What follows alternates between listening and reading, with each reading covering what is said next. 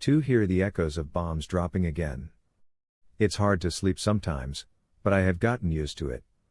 I thought I'd never hear sounds like that again after leaving old Earth. There was so much war and violence there throughout human history that we began to think of it as a disease.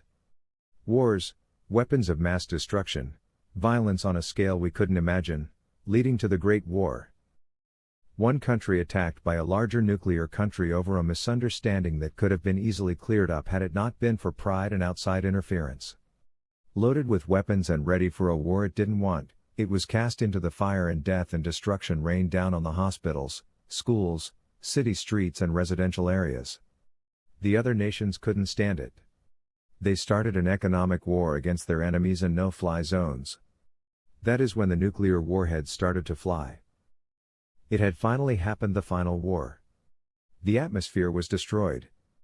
Water was polluted and irradiated. Many species became extinct and billions of people died while those who were still alive wished they had died, and the warmongers still wanted to continue their fight in absentia, sitting in back rooms supplying weapons and getting other people to carry out their aggression against the other for them. That is when we decided to go. The silent majority led by Calvin, a billionaire himself, what they would have called an oligarch, assembled a team of scientists and entrepreneurs to take us to space, the final frontier. It was a way to take us away from the violence and craziness of an oligarchy gone mad. He was mocked and people laughed at him, until what he was doing began to work. All of the hidden patents for different types of propulsion and energy systems that had been kept secret for years were brought out into the open. The exploration of Mars was expanded by private enterprises and countries from the southern hemisphere. As they explored Mars, they found the underground caverns fit for life. As the planet was cooling, there were hollow sections of Mars like bubbles in any cooling liquid. Over time, as the planet cooled and reached a point where it could sustain life, those caverns also began to become life-sustaining with their own atmosphere before something happened.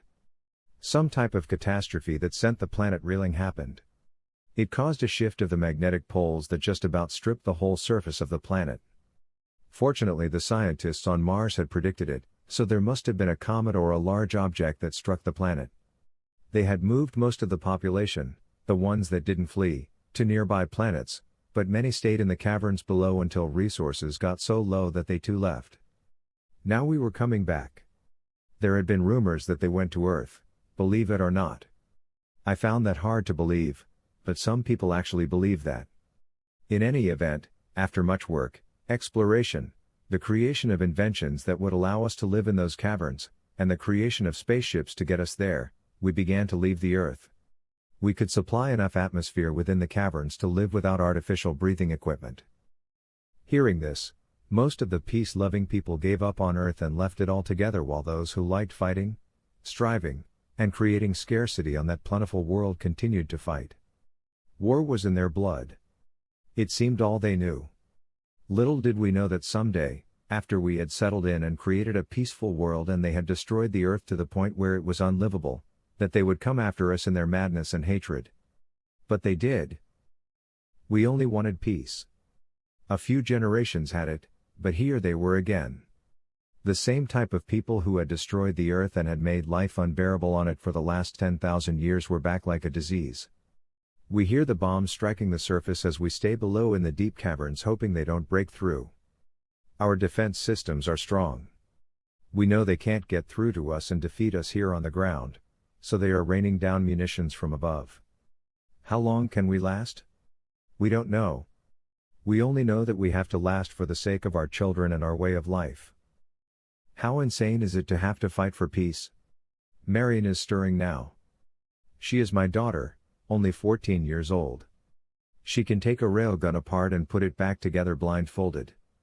She has already learned how to survive out in the wilderness and kill in order to protect us. Sam, my son, is working to create anti-aircraft equipment from some of the tools that we brought with us to tunnel and to beam energy from one colony to the next.